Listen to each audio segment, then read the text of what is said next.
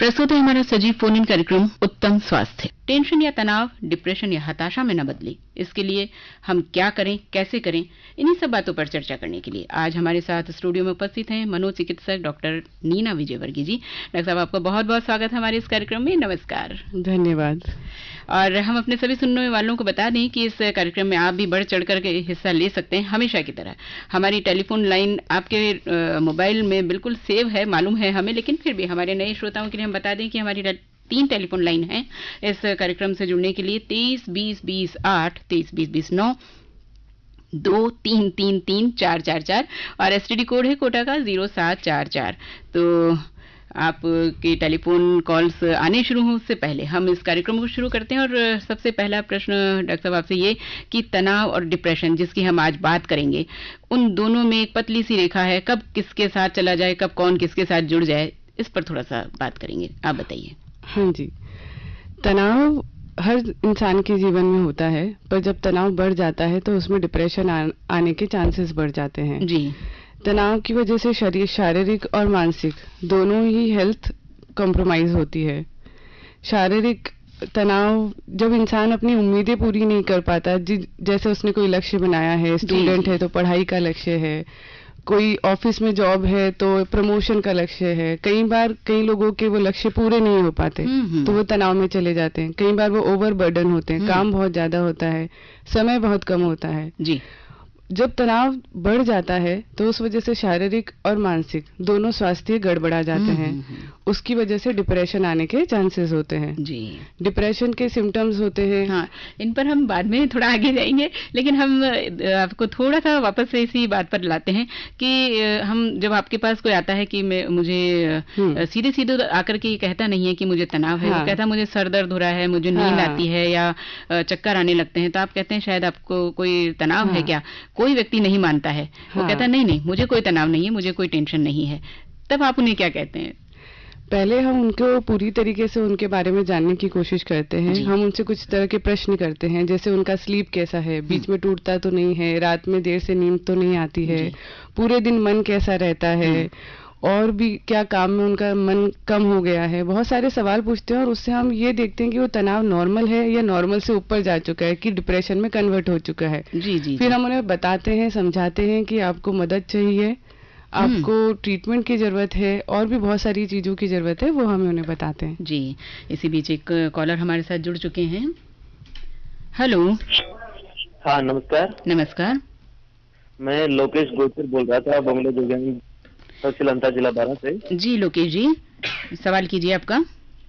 मैं ये सवाल पूछ रहा था कि अभी ये जो समय चल रहा है ये प्रतियोगी परीक्षाओं का समय है, और ऐसे समय में बहुत सारे हमारे बेरोजगार भाई ऐसे हैं जो तैयारी करते रहते हैं और उसके बाद भी उनको अगर सफलता नहीं मिलती तो वो डिप्रेशन का शिकार बन जाते हैं जी। तो ऐसी स्थिति में उन लोगों के लिए आप किस तरह से सुझाव देना चाहेंगे, वो तनाव को किस तरह से दूर करें और एक सामान्य तौर पर जो अपनी जिंदगी है उसको वापस सुचारू कर दें? बिल्कुल सही। देखिए, सबसे पहले जो लोग डिप्रेशन में जा चुके हैं वो वापस से अपना नॉर्मल जीवन नहीं जी पाते, तो हम चाहेंगे कि सबसे पहले वो डिप्रेशन से बाहर आए, डॉक्टर की मदद लें, अपने घर वालों की मदद लें और वापस से अपनी नॉर्मल रूटीन पे आए, ताकि वो उनके सोचने समझने की क्षमता नॉर्मल हो पाए। उसके बाद बिकॉज हारना जीतना तो जीवन में बना रहता है जी, पर अगर एक बार आप डिप्रेशन में चले गए तो आप आगे का नहीं सोच पाते, और कई लोग ये चीज जान ही नहीं पाते कि वो डिप्रेशन में और हमेशा वहीं पे रह जाते हैं। तो सबसे पहले उन्हें डॉक्टर की मदद चाहिए ताकि वो डिप्रेशन से उभर पाए जी। और उसके बाद फिर अपने आगे के जीवन के पॉजिटिवली उसके बारे में सोचें, बिकॉज ऑप्शंस हजार होते हैं, एक नहीं तो दूसरा सही। जब भी एक राह बंद होती है तो हमें उसके आगे अगर हम देखेंगे तो बहुत से रास्ते एक साथ दिखाई देते हैं, फिर हम वापस से चुने और वापस चल पड़े, क्योंकि जीवन का जो सिलसिला है वो कभी रुकता नहीं है जी। एक और कॉलर है हमारे साथ। हेलो। हेलो जी, नमस्कार। नमस्कार जी, आप नाम बताइए अपना और प्रश्न कीजिए। जय बजरंग रेडियो सुतंग बस स्टैंड बंडावेरी जिला सागर से लक्ष्मण रेखा चाय वाले बोल जी। धन्यवाद। आप पूछिए प्रश्न अपना। हम जब टेंशन जैसे बन जाती इसके लिए क्या करें? आप चाय पिलाइए सबको। अदर वाली। हाँ, अगर सुबह सुबह तनाव है तो आधा तनाव तो आपकी चाय से ठीक हो जाएगा। खैर, कभी कभी आ जाती है कुछ। हाँ जी, अगर टेंशन बहुत ज्यादा है तो आपको एक बार देखना पड़ेगा कि क्या कारण है आपके टेंशन का, क्यों है टेंशन, क्या सोर्स है उस टेंशन का, और उस टेंशन को आप दूर करने के लिए क्या करते हैं, क्या स्ट्रेटेजी अपनाते हैं, समझ रहे? हमारी तो टेंशन यही है कि आकाशवाणी सुनते रहते हैं। अच्छा, तब तो फिर आप तनाव रहित रहते ही होंगे। हाँ, आकाशवाणी ज्यादा सुनते हैं। लोगों को प्रेरित कीजिए। तो उससे थोड़ा सा टाइम निकाल के अपने काम पे और अपनी पर्सनल लाइफ पे थोड़ा सा ध्यान दीजिए। अच्छा जी, धन्यवाद लक्ष्मण जी इस कार्यक्रम से जुड़ने के लिए। ठीक है दीदी, आपको गणेश उत्सव की ढेर सारी शुभकामनाएं। आपको बहुत बहुत। जी, एक और कॉलर। जी, हेलो।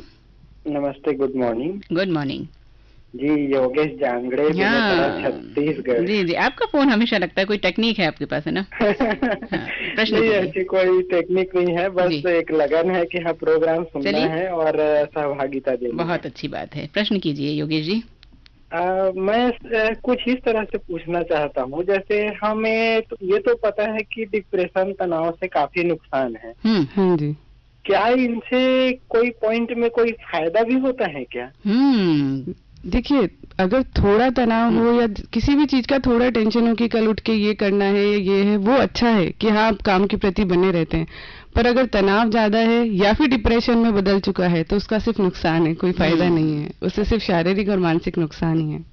अच्छा जी, धन्यवाद योगेश जी, अच्छा प्रश्न था आपका। और वैसे यही बात है कि अगर हम तनाव नहीं रखेंगे तो शायद हम सोते ही रहें, आलस करके बैठे रहें, नहाना धोना अपनी जो दैनिक दिनचर्या उसके प्रति उदासीन हो जाएं, तो थोड़ा बहुत तनाव ठीक है, लेकिन वही है कि आपको लिमिट अपनी क्रॉस नहीं करनी है।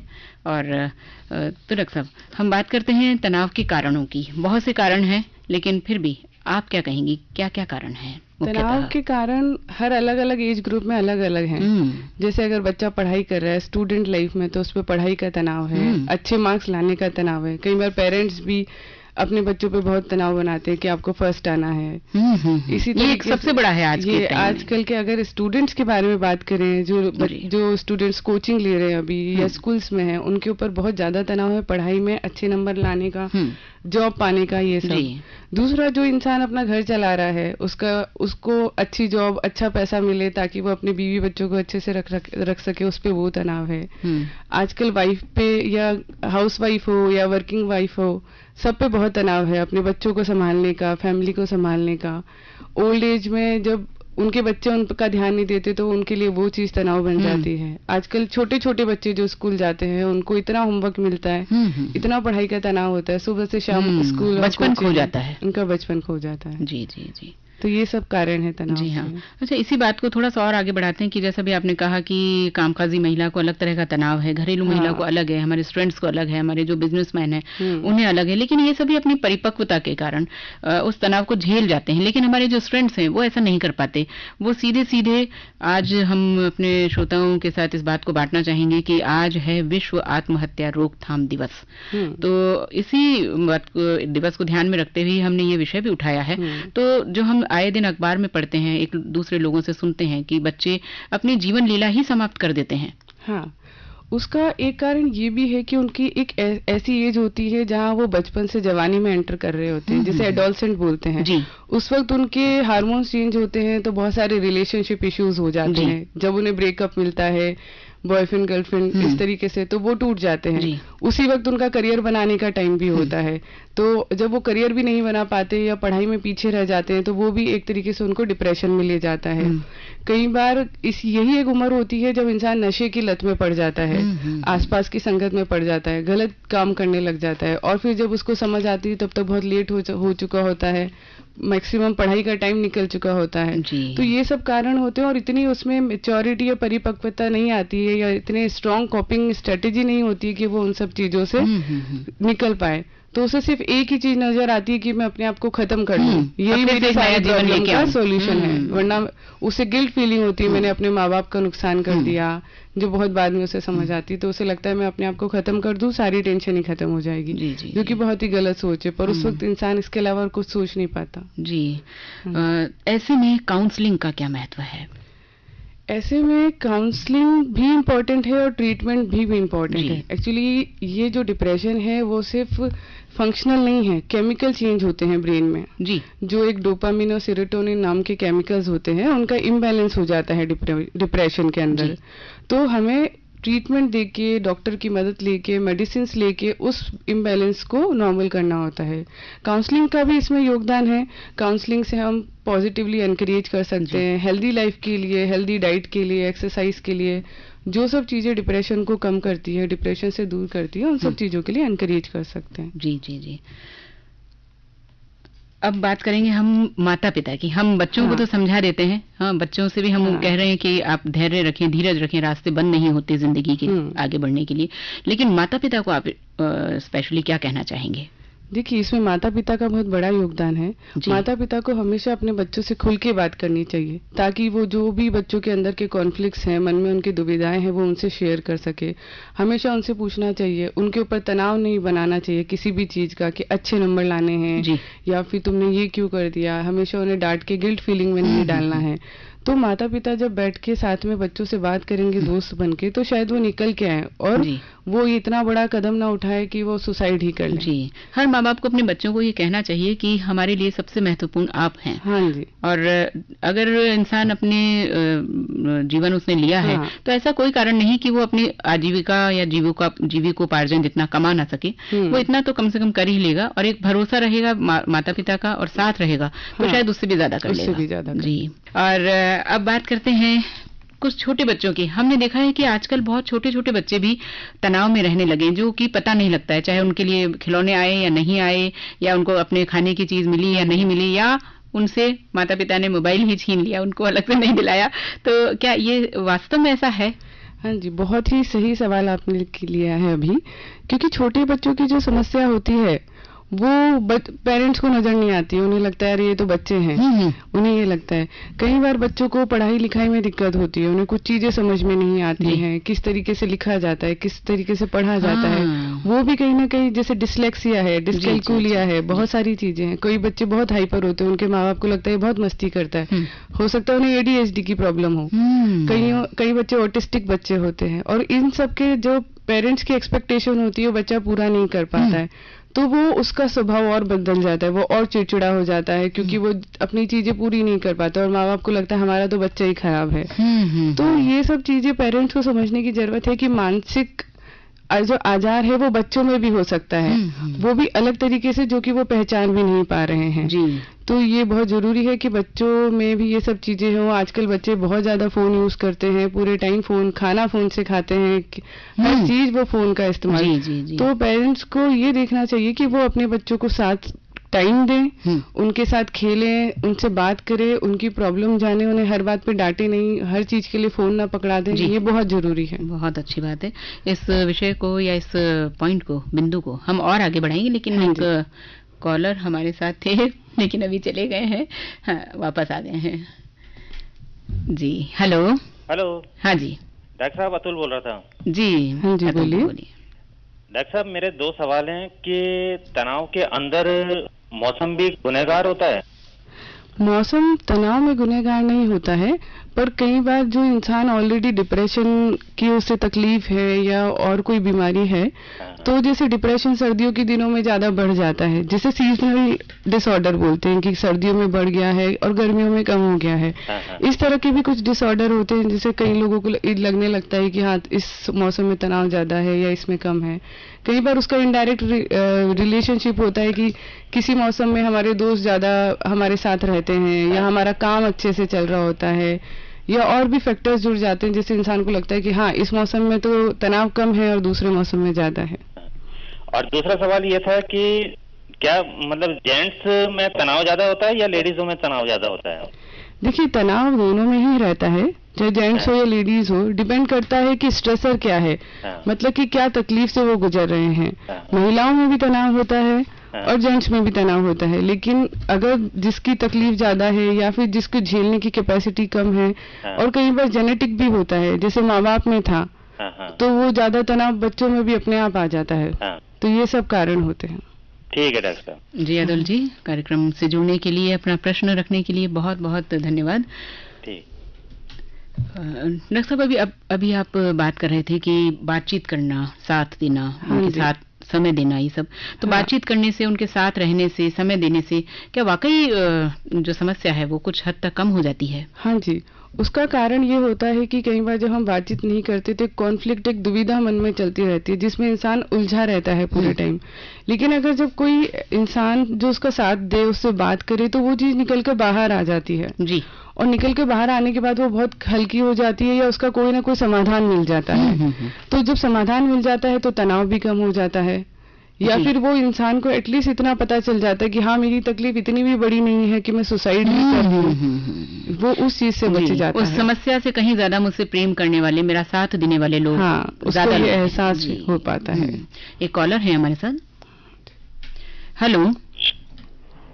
हेलो। हाँ जी, नमस्कार मैम। नमस्कार, नाम बताइए अपना और प्रश्न कीजिए। जी, हम आर्यन राज बोल रहे हैं, चंपारण बिहार से। जी जी, प्रश्न कीजिए अपना। जी, आज क्वेश्चन हम नहीं सुन पाए हैं, किस विषय पर हो रहा है? अच्छा तो आपने तो अपना श्रोता धर्म निभा दिया है कि फोन लगा देते हैं, कोई ना कोई विषय तो जरूर होगा। तो चलिए, आज का विषय है टेंशन न बन जाए डिप्रेशन, और आपने बिल्कुल तनाव रहित रह करके फोन लगाया है, इसके लिए हम आपको धन्यवाद देंगे। और आप प्रश्न कीजिए इस विषय पर, क्या है आपका? जी, कैंसर जो तंबाकू जो खाता है लोग, तो उससे बचने का कोई और उपाय है कि? हाँ जी, उपाय है। उपाय ये है कि जिसको लत लग गई है तंबाकू खाने की, तो वो डॉक्टर के पास जाए, क्योंकि उसको निकोटिन की लत लग गई है। तो डॉक्टर कई तरह के सब्स्टिट्यूट्स हैं जो पेशेंट को देता है, उसकी वजह से उसको तंबाकू की तलब बंद हो जाती है, खत्म हो जाती है, और उसका तंबाकू छूट जाता है। तो इसमें आपको डॉक्टर की मदद लेना बहुत जरूरी है। किसी भी तरह का नशा अगर छोड़ना है तो आप साइकेट्रिस्ट के पास जाएं। नशा मुक्ति जो डॉक्टर कहलाते हैं, मनोचिकित्सक नशा मुक्ति डॉक्टर भी होते हैं। तो वो किसी भी तरह का नशा हो, किसी भी तरह की चीज हो, आप डॉक्टर की मदद लीजिए। जी जी, धन्यवाद कार्यक्रम से जुड़ने के लिए। और हम चलिए एक फोन और ले लेते हैं इससे पहले। हेलो। हेलो। हाँ, नमस्कार जी। नमस्कार। हाँ, ग्राम पोस्ट मऊ, तहसील मांगरों से श्रवण लाल योगी बोल रहा। जी श्रवण लाल जी। हाँ, मैडम से जानना चाह रहा था, मेरे जैसे छोटे बच्चे हैं जी। अब किसी चीज की वो मांग करते हैं, हाँ। तो घर वाले यानी पेरेंट्स भी मतलब मांग करते हुए भी, मतलब चाहते हुए भी उनको मतलब वो मांगे पूरी नहीं कर सकते। हाँ। तो उस वजह से क्या है कि छोटे बच्चे तनाव में आ जाते हैं। तो ऐसी स्थिति में पेरेंट्स को क्या करना चाहिए? ऐसी स्थिति में पेरेंट्स को उन्हें पास में बैठ के प्यार से समझाना चाहिए कि हाँ, आपकी जो जरूरत है वो कितनी सही है और कितनी गलत है, और अगर आपकी जरूरत सही है तो हम पूरी कोशिश करेंगे, पर अभी आज हम ये नहीं कर पा रहे हैं, 4 महीने बाद, 10 महीने बाद जब भी ये होगा हम कर पाएंगे। प्यार से जब बच्चों को समझाते हैं तो बच्चे भी समझते हैं माँ बाप की बात। लेकिन अगर उन पे हम चिड़चिड़ करेंगे या बोलेंगे तुम्हारी तो डिमांड ही गलत है, तो बच्चा और चिड़चिड़ करके वो और ज्यादा डिमांड करेगा। तो अगर उसे प्यार से बैठ के समझाया कि अभी तुम ये ले लो, आगे तुम्हारी दूसरी डिमांड पूरी कर देंगे, अगर सही है तो बच्चा समझता है। तो ऐसा करने से मतलब बच्चों का तनाव कम होगा? हाँ, बच्चे से अगर बैठ के बात करेंगे, उसे समझेंगे, तो उसका तनाव कम होगा और उसका ध्यान उस चीज से डिस्ट्रैक्ट हो जाएगा और वो तनाव रहित हो जाएगा। ठीक है मैडम, धन्यवाद। नमस्कार जी, धन्यवाद श्रवण जी। अच्छा डॉक्टर साहब, इसी बात को थोड़ा सा हम और कहेंगे कि हर माँ बाप को अपनी जो, क्योंकि जैसा भी श्रवण जी ने कहा कि हम उसे नहीं दिला पाते हैं, तो ये हमारी जो आर्थिक स्थिति होती है उस पर बहुत कुछ निर्भर करता है। और हर माता पिता को अपने बच्चों को अपनी आर्थिक स्थिति से परिचय करवाते रहना चाहिए। उन्हें बताना चाहिए कि हम कितनी मेहनत से काम कर रहे हैं और जो कुछ भी हम आपको उपलब्ध करवा रहे हैं वो बहुत आसान नहीं है। तो वो आपके साथ रहेंगे, और हम अगर उनकी फरमाइश पूरी करते रहेंगे और उन्हें ये नहीं बताएंगे कि हम कितनी मुश्किल में हैं, और तो शायद ये सोचेगा ये तो मेरा अधिकार है। हाँ, है ना? ये बहुत सही पॉइंट है जी। अब बात करेंगे जो थोड़ी देर पहले अभी हमारे एक साथी ने बात की थी कि नशा करते हैं लोग तनाव दूर करने के लिए। तो तनाव दूर करने के लिए व्यक्ति कोई ना कोई तरीका तो अपनाता है, जैसा कि अभी उन्होंने नशे की बात की। लेकिन ये नहीं करना है, लेकिन करना क्या है? कुछ और कौन सी चीजें हैं जो हम कर सकते हैं? हाँ, ये बहुत ही सही सवाल किया आपने। लोग जब भी तनाव आता है, तनाव को कम करने के लिए एक स्ट्रेटेजी, जैसे कोपिंग बोलते हैं, कोपिंग मैकेनिज्म, तो वो करते हैं। किसी का नशा होता है, किसी का गलत शौक में पड़ जाना, गलत काम करना, गलत तरीके से अपना टाइम स्पेंड करना। तो इस तनाव से बचने के लिए अगर हम सही तरीके को इस्तेमाल करेंगे तो हमें डिप्रेशन में इंसान डिप्रेशन में नहीं जाएगा। वो सही तरीके हैं, जैसे कि कुछ तरह की रिलैक्सेशन एक्सरसाइज होती है, दूसरी फिटनेस, अगर इंसान फिजिकली फिट होगा, शारीरिक रूप से मजबूत होगा तो वो स्ट्रेस को भी झेल जाएगा। तो एक्सरसाइज बहुत जरूरी है। हेल्दी फूड, अगर स्वस्थ खाना खाएगा, स्वस्थ पानी, दिन भर पानी भी बहुत जरूरी है। नींद बहुत जरूरी है, अगर प्रॉपर नींद लेगा। अगर ओवरबर्डन है, ज्यादा काम कर रहा है तो उसके स्ट्रेस में जाने के ज्यादा चांसेस है, तो लिमिट में काम करे। कई बार कुछ ऐसी चीजें होती है जैसे ना बोलना सीखे, जो प्रायोरिटी वाइज अगर कम है तो उसे ना बोलना सीखे, प्रॉपर रेस्ट ले अपना, ये सब चीजें बहुत जरूरी है। और नशे का साथ ना ले या नशा छोड़े। अच्छा संगीत सुने, अच्छी पुस्तकें पढ़ें, अच्छे लोगों से मिले, कुछ अच्छे विचार एक दूसरे से साझा करें, या अपनी जो पुरानी यादें हैं अच्छी मीठी मीठी उनमें चले जाएं। जी, और हमारी जो संगत है वो एक अच्छी सी रखें। जो लोग भी हमें तनाव देते हैं, और ये हमें बहुत अच्छी बात है डॉक्टर साहब की कुछ ना भी कहना सीखें। कई बार हम होता है कि हम अपने को बेहतर साबित करने के लिए हर बात के लिए हाँ कहते हैं और फिर उससे तनाव में चले जाते हैं काम के दबाव से, क्योंकि जो हमारा जरूरी काम है वो पूरा नहीं कर पाते। और सबको हाँ बोलने की वजह से हम इतने तनाव में रहते हैं कि हमें बहुत सारे काम करने हैं, इस चक्कर में न प्रॉपर नींद ले पाते हैं, न प्रॉपर रेस्ट कर पाते हैं, और उससे और तनाव में चले जाते हैं। जी, तो ना कहना, ये बहुत अच्छा लगा हमें आपसे जान करके, और कोशिश करेंगे कि कहाँ ना कहना है, कहाँ हाँ कहना है। जी, एक कॉलर है हमारे साथ।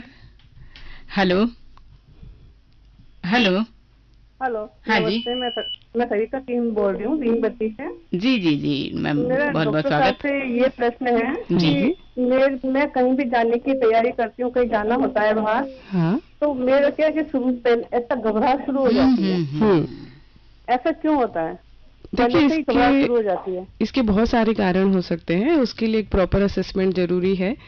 कई बार पैनिक एपिसोड्स होते हैं, कई बार डिप्रेशन का ही एक हिस्सा होता है, कई बार बहुत लोग बहुत एंशियस होते हैं। बहुत, जैसे आप कहीं जाने लगती है उसके पहले से आपकी मानसिक हालत ऐसी हो जाती है कि आपको तनाव शुरू हो जाता है, या आपको घबराहट, बेचैनी शुरू हो जाती है, तो ये कहीं ना कहीं किसी न किसी बीमारी का लक्षण है। तो वो इसके लिए आपको जाके साइकियाट्रिस्ट को दिखाने की जरूरत है और मेडिसिन स्टार्ट करने की जरूरत है। जी, और थोड़ी सी खुद से भी अगर ये बात करें कि नहीं मैं ऐसा कर पाऊंगी, मैं जा पाऊंगी, खुद पर भी भरोसा रखें, शायद बहुत हद तक इससे भी आसानी हो जाएगी। पॉजिटिव एटीट्यूड तो हर चीज में बहुत जरूरी है। और अगर इतनी घबराहट होती है ना कि मेरे पसीने छूटना चालू हो जाते हैं, यही एक नॉर्मल से थोड़ी सी अलग बात नहीं है, नॉर्मल स्थिति नहीं है। और जहाँ भी नॉर्मल से ऊपर आता है, कहीं ना कोई डिजीज होती है, कोई ना कोई बीमारी होती है, क्योंकि कहीं ना कहीं कोई ना कोई केमिकल चेंजेस हो जाते हैं बॉडी में। तो वही है आपको, तो आपको डॉक्टर की मदद लेने की जरूरत है इस वक्त। इसे पैनिक अटैक बोलते हैं या जनरल एंजाइटी डिसऑर्डर बोलते हैं, जिसमें इस तरह की चीजें हो जाती हैं, जो दवाओं से ठीक हो जाता है, दवाओं और खुद पर भरोसे से। तो सरिता जी, हो सकता है शायद आपको इस फोन को करने से पहले भी हल्का सा तनाव हुआ हो कि मेरा फोन लग जाएगा या नहीं। बिल्कुल सही कहा आपने, मैं क्या बात कर पाऊंगी। मतलब किसी को फोन भी करती हूँ तो पहले घबराहट अंदर से चालू हो जाती है, तो वही उस घबराहट का इलाज लेना जरूरी है। जी, तो देखिए हमारी डॉक्टर साहब की आवाज भी इतनी अच्छी है और वो बहुत मुस्कुरा करके सब बातों का जवाब दे रही हैं, जो कि हम देख पा रहे हैं। तो आप डॉक्टर से मिलिए और उनसे बातचीत करें और कुछ दवाएं लें, आपको जरूर लाभ मिलेगा। धन्यवाद Sarita ji. Thank you ma'am, thank you. एक और कॉलर है जी। हेलो, नमस्कार। नमस्कार, नाम बताइए। कुलदीप सिंह बोल रहा हूँ। हाँ कुलदीप जी, मेरा सवाल ये है कि कोई व्यक्ति जिसको कोई हिसाब से डिप्रेशन हो और एज भी बढ़ गई हो, और क्या उसको मैरिज करनी चाहिए? देखिए, अगर उसको डिप्रेशन है तो उसको पहले प्रॉपर ट्रीटमेंट लेना चाहिए, ट्रीटमेंट लेके ठीक होना चाहिए। और हाँ, क्यों नहीं, डिप्रेशन का या किसी भी मानसिक बीमारी का इंसान हर वो काम कर सकता है जो दूसरा कर सकता है, क्योंकि हर मानसिक बीमारी का इलाज उपलब्ध है। तो आप इलाज लेके वापस से नॉर्मल जीवन जी सकते हैं। तो अगर वो डिप्रेशन का मरीज है तो उसे पहले आप इलाज दिलवाइए, उसे सही पोजीशन पे लाइए और उसके बाद आराम से उसकी मैरिज करिए, कोई दिक्कत नहीं। जी जी कुलदीप जी, बहुत बहुत धन्यवाद आपका। अच्छा मैम, एक और बात हम आपसे जानना चाहेंगे कि जो दवा की बात अभी हमने बताई है सरिता जी को और हमारे तमाम श्रोताओं को, तो दवा के साथ साथ कई बार स्थिति ऐसी आ जाती है कि जो इलेक्ट्रिक शॉक दिए जाते हैं, तो उसके बारे में हमारे बहुत से श्रोता जानना चाहेंगे, वो कितने सही हैं और कितने हानिकारक होते हैं। हाँ, इसके बारे में मैं सबसे पहले बताना चाहती हूँ कि पूरी दुनिया में एक बहुत बड़ा मिथ है कि इलेक्ट्रिक शॉक देने में बहुत याददाश्त चली जाती है या बहुत दर्द होता है या बहुत नुकसान होता है या फिर नहीं देना चाहिए। बिल्कुल गलत है जी। बिकॉज इलेक्ट्रिक शॉक में बहुत छोटा सा एक मोबाइल को चार्ज करते हैं उतना सा भी करंट नहीं दिया जाता, बहुत ही कम अमाउंट का करंट दिया जाता है। वो भी इसलिए दिया जाता है कि कहीं ना कहीं मानसिक बीमारी में जो आपके ब्रेन के अंदर जो केमिकल्स होते हैं उनका इम्बैलेंस हो जाता है, तो उसका बैलेंस सही बिठाने के लिए वो हम तब देते हैं कि जैसे कई बार बीमारी है, हमने दवा स्टार्ट की पर दवा नहीं लग पा रही है या पेशेंट उसके साइड इफेक्ट्स नहीं बर्दाश्त कर पा रहा है या बीमारी बहुत बढ़ गई है या पेशेंट एकदम वायलेंट होके आया है या बहुत ही ज्यादा डिप्रेस्ड है, तो ऐसी स्थिति में ECTs इन्हें इलेक्ट्रोकन्वर्सिव थेरेपी दी जाती है। इसमें बहुत ही छोटा सा करंट दिया जाता है, इससे ना याददाश्त का खतरा है ना कोई और खतरा है, ये ऑलमोस्ट 100% सेफ है।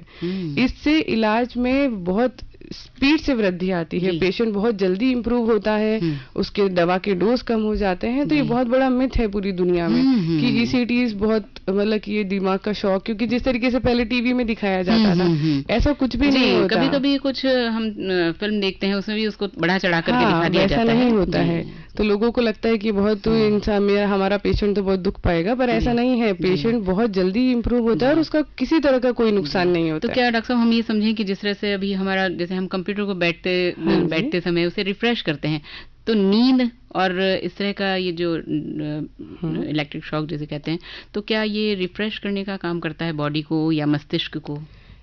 नींद बिल्कुल सही बोला, एक तरीके से रिफ्रेशमेंट है। जितना हम पूरा ओवरबर्डन या दिन भर में सोचते हैं, जितने विचार होते हैं, जितने काम करते हैं, तो एक तरीके से जिस तरीके से फोन की बैटरी चली जाती है और वापस से चार्ज करके वो बूस्टअप होती है, उसी तरीके से नींद जरूरी है ताकि हमारे दिमाग की बैटरी चार्ज हो जाए, हमें वापस से पॉजिटिव एनर्जी आ जाए। अगर नींद प्रॉपर नहीं ली तो आप हजारों बीमारियों में लैंड अप कर जाओगे। ECT एक अलग चीज है। ECT में हमारे जो ऑलरेडी बीमारी हो चुकी है, तो वो बीमारी में जो हमारे केमिकल इम्बैलेंस हुए हैं उन्हें हम नॉर्मलाइज करते हैं ताकि इंसान वापस से नॉर्मल स्थिति में आ सके। अब थोड़ा सा हम ये जानना चाहेंगे कि वार्निंग साइंस क्या है इस तनाव के, हमें कब अलर्ट हो जाना चाहिए, क्या चीज दिखे हमें अपने आप में या हमारे घर के परिवार के सदस्यों में? हाँ, इसके लिए मैं 2 बातें बताना चाहूंगी। एक तो डिप्रेशन के क्या सिम्टम्स हैं, दूसरा सुसाइड के क्या वार्निंग साइन है, क्योंकि डिप्रेशन के बाद का स्टेप होता है सुसाइड। तो डिप्रेशन में इंसान होपलेस हो जाता है, उसे लगता है मेरे भविष्य में मैं कुछ नहीं कर पाऊंगा, कोई नहीं है मेरी मदद करने के लिए, उसका काम में मन कम हो जाता है। अगर हस्बैंड वाइफ है तो संबंध बनाने में उनके मन कम हो जाते हैं, किसी भी तरह के काम में मन नहीं लगता, सुबह सो के उठने का मन नहीं करता, रात में नींद बराबर नहीं आती है, वो रोने का मन करता है, कोई कारण नहीं होता तो भी इंसान को रोना आता है, रोने जैसा मन करता है, उसका जी घबराता है, बेचैनी होती है। तो ये सारे सिम्टम्स डिप्रेशन के होते हैं। जब ये सब चीजें बढ़ जाती है और इंसान को लगने लगता है कि नहीं अब मेरा कुछ नहीं हो सकता, तो वो सुसाइड का स्टेप उठाता है। तो एक तरीके से सुसाइड के जो वार्निंग साइन है जो सबको पता होने चाहिए, वो ये है कि इंसान ये बात करने लगता है कि आगे भविष्य में मेरा कुछ नहीं हो सकता, एक होपलेसनेस उसे फील होती है, एक बहुत बड़ी चीज है ये। दूसरा, वो कुछ मरने की चीजें ढूंढने लगता है, घर में गन है, चाकू है, उस तरफ उसका ध्यान जाने लगता है। तीसरा ये है कि उसे लगता है मेरी मदद करने के लिए कोई नहीं, उसे कोई नजर नहीं आता है दूर दूर तक कि वो उसकी मदद कर पाएगा। उसे लगता है मैं पूरी तरीके से हेल्पलेस हूँ, भगवान भी मेरी मदद नहीं कर सकता, इसलिए मुझे अब ये दुनिया छोड़ देनी चाहिए। उसको इस तरह के ख्याल आने लगते हैं। उसे किसी भी चीज में इंटरेस्ट नहीं आता, किसी भी चीज में उसका मन नहीं लगता है, उसको सिर्फ ये लगता है। कई बार इंसान इतनी गिल्ट फीलिंग में होता है, उसे लगता है जो बुरा हुआ है सब उसकी वजह से हुआ है, जो बुरा हो रहा है सब उसकी वजह से हो रहा है। कई बार किसी तरह की मानसिक हालत, मानसिक बीमारी के चलते भी इंसान सुसाइड करने के बारे में सोचता है। तो ये सब चीजों पर हमें नजर रखनी चाहिए और इनसे बचाव के लिए हमें हमेशा बात करनी चाहिए। ये एक बहुत बड़ी गलतफहमी है कि नहीं सुसाइड के बारे में नाम ही मत लो शब्द, बल्कि हमें आगे जाके बात करना चाहिए कि आपके मन में ये सवाल कहीं इस तरह के जाके पूछना चाहिए कि कहीं सुसाइड के बारे में थॉट तो नहीं आ रहे हैं। इस तरीके से पूछना बहुत जरूरी है। ये बिल्कुल गलत मिथ है कि सुसाइड का नाम न लें। अगर जब भी आपको कोई थोड़ा सा भी डिप्रेस्ड दिखे, उससे जाके पूछो कि सुसाइड का थॉट तो नहीं आ रहा है, क्योंकि कई लोग कहते हैं इसे सुसाइड का वर्ड इंसर्ट हो जाता है, ऐसा नहीं होता है। इवन इंसान निकल के आता है, अगर आ रहा है तो क्यों आ रहा है, ऐसा क्यों लग रहा है, या इंसान कोई प्लानिंग तो नहीं कर रहा है आगे किसी भी तरह की। चर्चा करने से बहुत कुछ हल्का हो जाएगा। चर्चा करने से बहुत कुछ हल्का होता है। अगर इंसान को पता चल जाएगा कि सुसाइड की इंटेंशन है तो ये एक तरह की साइकियाट्रिक इमरजेंसी है। जैसे होता है ना इमरजेंसी पेशेंट, जी, तो हमारे साइकियाट्री में ये एक इमरजेंसी कहलाती है सुसाइड। तो उसी वक्त डॉक्टर की मदद लेना बहुत जरूरी है, बिकॉज ये डिप्रेशन के हाई लेवल पर कई लोग बहुत ही अच्छे से छुपा लेते हैं, बाहर जाते हैं, हंसते हैं, बात करते हैं लोगों से, और पता भी नहीं चलता कि अंदर अगले दिन खबर आती है कि उसने सुसाइड कर लिया, बिकॉज वो अंदर इतना परेशान रहता है। जी, तो हम अपने सभी सुनने वालों से कहेंगे, परिवार से भी कहेंगे, साथ साथ ही जो आसपास के लोग हैं उनसे भी कहेंगे कि परिवार के सदस्यों का तो ध्यान रखें, साथ साथ अपने घर परिवार के आसपास अड़ोसी पड़ोसियों का भी ध्यान रखें, रिश्तेदारों का भी ध्यान रखें कि वो एकाएक एकांत प्रिय तो नहीं हो गया है, अपने में तो नहीं रहने लगा है। हाँ, वर्क प्लेस में भी ध्यान रखें कि कोई काम में उसकी परफॉर्मेंस कम हो रही हो, अकेले रहने लगा हो, नशे का ज्यादा इस्तेमाल करने लगा हो, या फिर बहुत हंसी की बात कर रहे हैं तब भी वो अपने में बिहेवियर जो उसका चेंज हो गया है। हाँ जी, एक कॉलर और है हमारे साथ। जी, हेलो।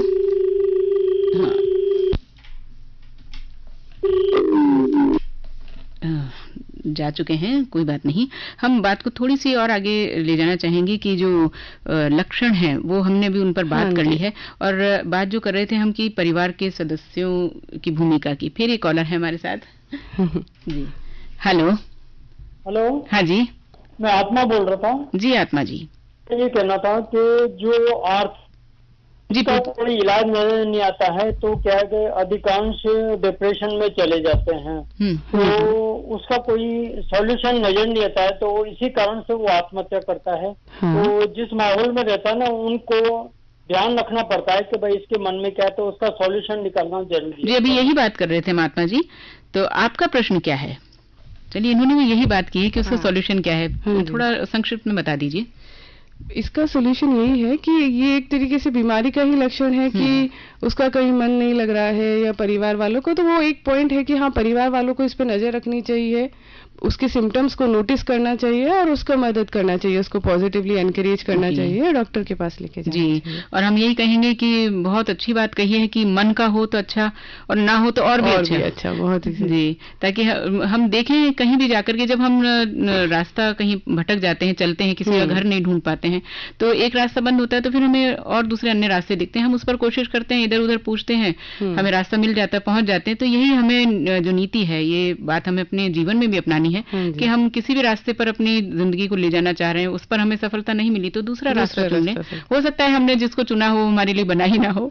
जी, और बिल्कुल समाप्ति की ओर है मैम हम, तो आपसे जानना चाहेंगे कि पौष्टिक भोजन का जो आजकल कम होती जा रही है, खुराक के संबंध में कहें या और इसके साथ साथ ही जो फिजिकल और मेंटल हेल्थ है, इन तीन चीजों को हम संक्षिप्त में उठाना चाहेंगे। ठीक है, इसके लिए मैं सबसे पहले ये बताना चाहूंगी कि जब हम तनाव में रहते हैं, स्ट्रेस में रहते हैं, तो हमारे शरीर पर उसके बहुत सारे नेगेटिव इफेक्ट होते हैं, जैसे दिल की बीमारी, बाल झड़ना, इनफर्टिलिटी, मोटापा, किसी बच्चे हैं तो बच्चों की ग्रोथ रुक जाती है, हार्मोनल डिसरेगुलेशन हो जाते हैं, किसी को बीपी की, शुगर की बीमारी हो जाती है, तो बहुत सारे नुकसान हैं तनाव के। तो इससे बचने के लिए हमें बहुत सारी पद्धति अपनानी होगी, जैसे कि पहला एक जो आपने बोला कि हेल्दी डाइट होना बहुत जरूरी है। आजकल फास्ट फूड का इतना चलन हो गया है कि लोग हेल्दी डाइट को प्रेफर नहीं करते। हेल्दी डाइट जिसमें तेल घी शक्कर थोड़ा कम हो, वेजिटेबल्स, फ्रूट्स वगैरह ये सब ज्यादा हो, पानी बहुत पिएं, एक्सरसाइज बहुत जरूरी है हेल्दी डाइट के लिए। और अगर किसी भी तरह का नशे का सेवन करते हैं तो उसे छोड़ना, जैसे कि सिगरेट है, गुटखा है, शराब है, इसको छोड़ना बहुत जरूरी है। प्रॉपर स्लीप लेना, पूरी तरीके से नींद पूरी करना, 8 घंटे की नींद बहुत जरूरी है। एक डायरी बना सकते हैं जिसमें आप स्ट्रेस लिख सकते हैं कि दिन भर हमने किस चीज का स्ट्रेस लिया, किस चीज का नहीं लिया, आज कम लिया या ज्यादा लिया, उसे आप अपने आप को वो कर सकते हैं। एक बायो फीडबैक तरीका आता है जिससे आप कितनी एंजाइटी में रहते हैं, टेंशन में रहते हैं, कितना डिप्रेशन में रहते हैं, उसका आपको आइडिया लग जाता है। जैसा कि मैंने पहले ही बताया, जो चीजें कम प्रायोरिटी की उन्हें ना बोलना सीखें, प्रॉपर रेस्ट लें, कई चीजों का कंट्रोल खुद से लें। जी, हम अपने सभी सुनने वालों को ये कहना चाहेंगे कि जब भी आपको कोई अच्छा लगे उसकी तारीफ जरूर करें, और इसलिए हम जरूर कहना चाहेंगे कि जो आज हमारे साथ डॉक्टर साहब हैं, इनकी मधुर मुस्कान और इनकी सधी आवाज और कानों को सुखद लगने वाली, एहसास कराने वाली आवाज से मैं स्वयं भी बहुत ज्यादा प्रभावित हुई हूँ, और आपके लोग बहुत बहुत धन्यवाद देना चाहूंगी। जी, हम डॉक्टर साहब की बातों का ध्यान रखेंगे, हारे या जीते हम अपने को धिक्कारेंगे नहीं, जीवन वीणा के तारों को इतना ढीला भी नहीं छोड़ेंगे कि जीवन का संगीत जागे ही नहीं, और इतना भी नहीं तानेंगे कि जीवन संगीत ही खो जाए। हम जीवन को खेल बनाएंगे, हारते जीतते गाते गुनगुनाते आगे बढ़ते जाएंगे और यश लाभ हानि जय पराजय इन सब से ऊपर उठकर बात करेंगे। हम बिना हिम्मत हारे परमात्मा को हार जीत समर्पित कर कार्यरत रहेंगे। तनाव या टेंशन को हताशा या डिप्रेशन में नहीं बदलने देंगे। इसी मंगल कामना के साथ आज का कार्यक्रम हम यही पूरा करते हैं। डॉक्टर नीना विजयवर्गीय जी, मनोचिकित्सक, आपको बहुत बहुत धन्यवाद, शुक्रिया। बहुत बहुत धन्यवाद, थैंक यू।